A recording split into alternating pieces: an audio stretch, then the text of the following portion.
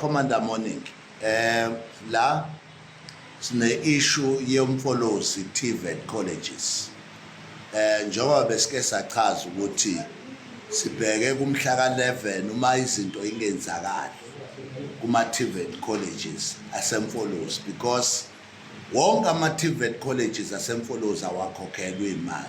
People abantu abanama contract ne TVET colleges abanye bakweletwa or 5 years or 4 years or 3 years and it affect abasebenzi. Mfowethu wena obuphethe lolu daba awuchazi ukuthi kwenzakalani. Sanibonani imphakathi wase South Africa yonkana.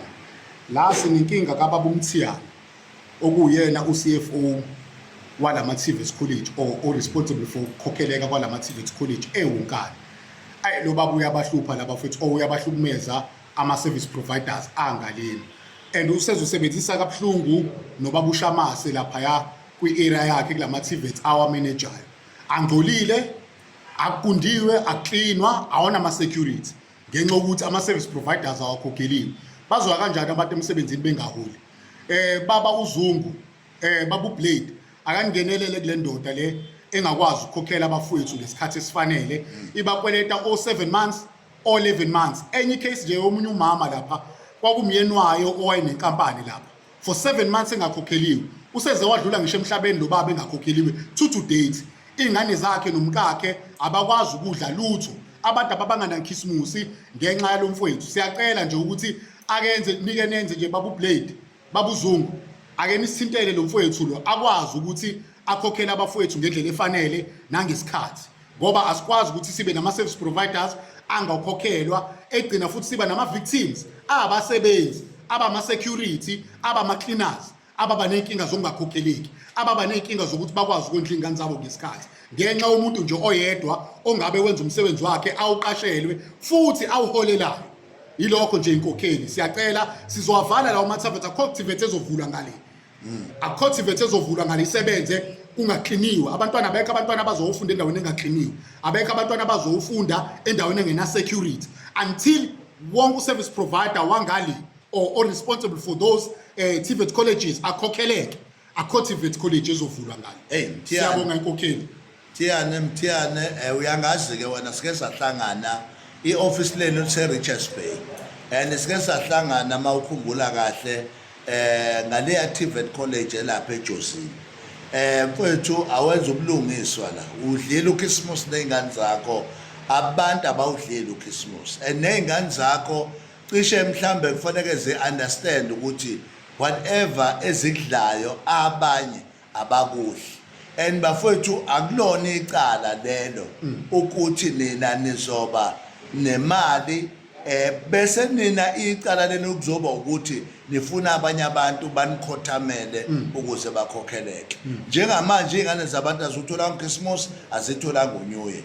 So Mthiyane, it's your duty and it's your obligation owayithathayo ukuthi wena ukhokhele ama contractors. Ngisho Monday nama contractors akho ke.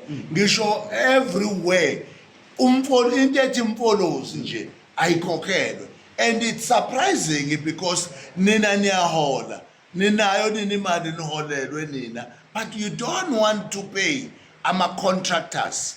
And it's njengamanje thina silwela ukuthi abasebenzi abaholile. And we went as far as getting a problem in the root cause ukuthi abasebenzi bangaholelwa ukuthi nana niwanikeza ama service providers imali. So it's time for you ukuthi la ukhona ushayele ucingo sikwazi uku-attend and on the 6th on the 8th between the 6th and the 8th akuvula iTVET college ngane kwangempela ngoba nengane phela 5 funda endaweni eclean zifunda endaweni nesecurity wonke umuntu asebenze kahle. So uthi uhlangana nini naye? Ubaba uMthiyane bengafisa nje ukuthi sihlangane naye ngomhla ka6 uma ngabe ikhona indlela kuhlalwe phansi ngizofika ne-evidence yawo wonke ama service providers lawo ngakhokhelwa ngimkhombise yona beno accounting wakhe babone lawo ama service providers. Ngiyacela ukuthi ngelanga esohlangana ngalo baba uMthiyane awakhokhelwe ngalelo langa mfowethu. Siyabonga. Ithi number yakho? Inamba yami nje it's 079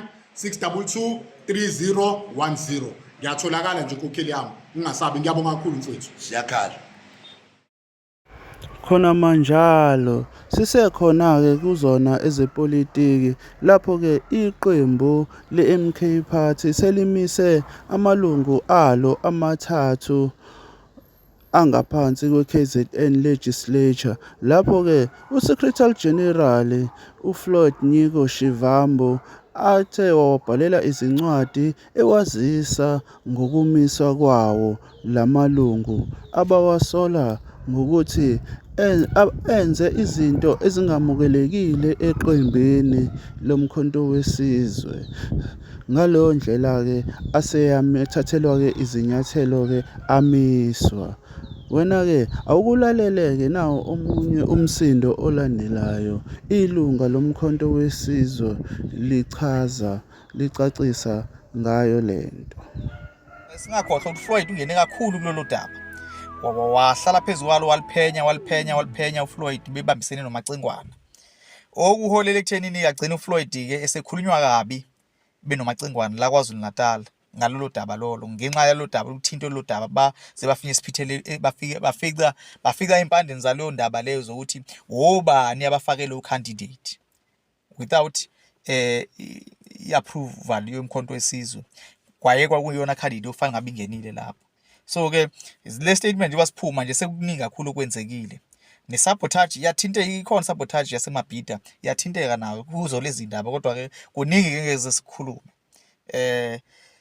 Ngithi Commanders Morning, asibonge. Bengithi nje ngenze nje ivideo ngiyilule mayelana nalolu daba. Ngicabanga ukuthi kuzwakale kahle, ngiyazi angisiyena umuntu omuhle ekuchazeni, kodwa-ke ngicabanga ukuthi cishe kuzwakale. Commanders Morning, yebo baningi ozakwethu bese bethintekile ngalolu daba lolu. Ngiyakhumbula impela ekhona uzakwethu angazi noma ngimbize yini, kodwa-ke noma ngasho ngithi angambize, ngingathanda ukungena kakhulu i-controversy especially mayithinta amagama abantu.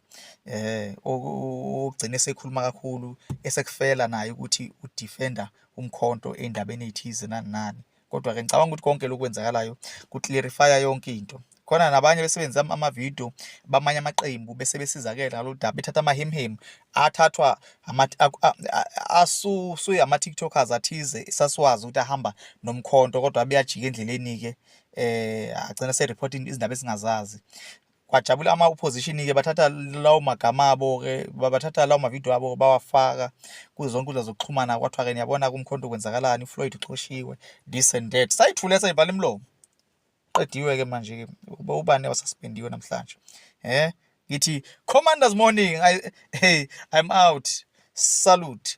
Thank you Commanders. Injalo nje. Hayi-ke i-statement ziyatholakala, noma-ke mhlawumbe ngizobe ngiyifake kwenye ivideo i-statement lezi niyibone niyifundele ema-command. Danke, siyabonga.